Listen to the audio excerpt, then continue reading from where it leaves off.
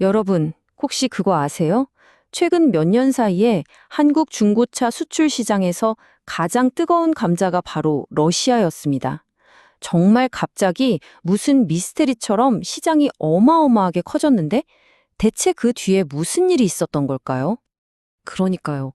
어떻게 전쟁 같은 지정학적 갈등 하나가 특정 시장을 그것도 1000% 넘게 폭발시킬 수가 있었을까요?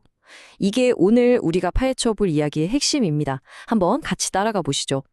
자, 이 그래프 좀 보세요. 말이 되나요, 이게? 전쟁 전에는 거의 보이지도 않던 이 막대기가 전쟁 후에는 그냥 하늘을 뚫어버렸어요. 정말 엄청나죠? 바로 이 지점, 이 말도 안 되는 성장에서부터 우리 이야기는 시작됩니다. 자, 그럼 이 미스터리를 어떻게 풀 거냐면요. 총 5단계로 따라가 볼 거예요. 먼저 이 붐이 대체 어떻게 시작됐는지 보고 그 다음엔 전쟁이 어떻게 기회가 됐는지 그리고 상상도 못했던 우회로는 뭐였는지 살펴볼 겁니다. 물론 빛이 있으면 그림자도 있겠죠? 그 어두운 면도 들여다보고 마지막으로는 그래서 앞으로 어떻게 될 건데 하는 질문에 대한 답, 이 시장이 왜 다시 돌아올 수밖에 없는지까지 짚어보겠습니다. 자, 그럼 첫 번째 이야기부터 시작해 볼까요?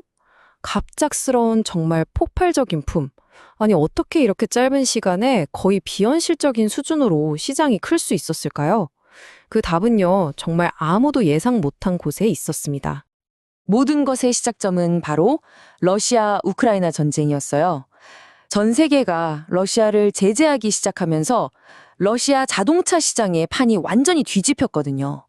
그리고 바로 그 순간 한국 중고차에게는 정말 생각지도 못했던 거대한 기회의 문이 활짝 열린 거죠.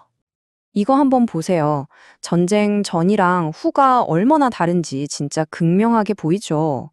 원래 러시아에서는 벤츠, BMW, 미국 차, 일본 차, 웬만한 글로벌 브랜드 신차를 다 살 수 있었어요.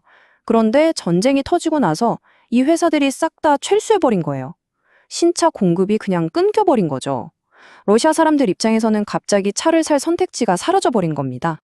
바로 그 거대한 분자리를 정말 기가 막히게 한국 중고차가 파고든 겁니다. 근데 궁금하지 않으세요? 세상에 차가 얼마나 많은데 왜 하필 한국 차였을까요? 여기에는 아주 분명한 이유가 있습니다. 일단 품질 좋고 튼튼하죠. 그리고 러시아의 그 추운 겨울도 잘 버텨내거든요. 게다가 부품 구하기도 쉽고 연비도 괜찮고 유지비도 싸니까. 러시아 소비자들 입장에서는 이만한 대안이 없었던 거예요. 그런데 여기서 아주 결정적인 문제가 하나 있었어요. 제재 때문에 러시아로 차를 바로 보낼 수가 없게 된 거죠. 그럼 여기서 끝이었을까요? 아니요, 천만에요. 시장은 정말 똑똑합니다. 아주 기발한, 상상도 못했던 해결책을 찾아냈는데 그게 바로 중앙아시아를 거쳐가는 우회로였습니다.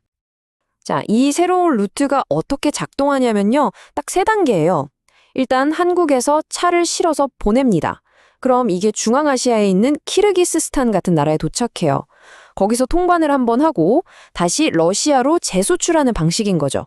그러니까 직접 가는 길을 교묘하게 피해서 돌아가는 거예요. 대단하죠? 이 작전에서 키르기스스탄의 역할은 진짜 신의 한 수였어요. 공식적인 중개 무역의 허브가 되면서 이 거대한 돈의 흐름을 가능하게 만든 핵심 기지가 된 거죠. 솔직히 말해서 키르기스스탄이 없었다면 이런 붐은 아예 불가능했을 겁니다. 근데 여기서 진짜 재밌는 포인트가 하나 있어요. 이게 단순히 완성된 중고차만 왔다 갔다 한 게 아니라는 거예요. 엔진이나 미션 같은 핵심 부품들, 심지어 외형 부품들까지 같이 넘어가서 현지에서 조립하고 상품으로 만드는 구조가 생긴 거죠. 그러니까 어때요? 부품 시장, 물류, 창고, 운송업까지 관련된 산업들이 다 같이 덩달아 대박이 난 겁니다. 자, 그런데 말이죠. 이렇게 통제도 없이 너무 빨리 커버린 시장에는 반드시 어두운 그림자가 따라오기 마련입니다. 이제부터는 그 빛의 뒤에 숨겨진 그림자, 그 문제점들을 한번 들여다보겠습니다. 일단 가장 큰 문제가 뭐였냐면 그냥 아무나 나 수출업자요 하고 나설 수 있었다는 거예요. 무슨 허가나 등록 절차가 없으니까 사기꾼들이 판을 치기 시작했죠. 거기다 불법 체류 노동자들을 고용하는 문제도 심각했고요. 또 수출할 차들이 어마어마하게 몰리니까 항만 근처는 그냥 번호판 없는 차들로 뒤덮여서 주차 전쟁에 주민들 민원이 폭발했습니다. 한마디로 완전 무법지대가 되어버린 거죠. 사기 수법도 아주 교묘했어요. 예를 들면 이런 식이죠. 사장님, 차 시세보다 훨씬 비싸게 사드릴게요.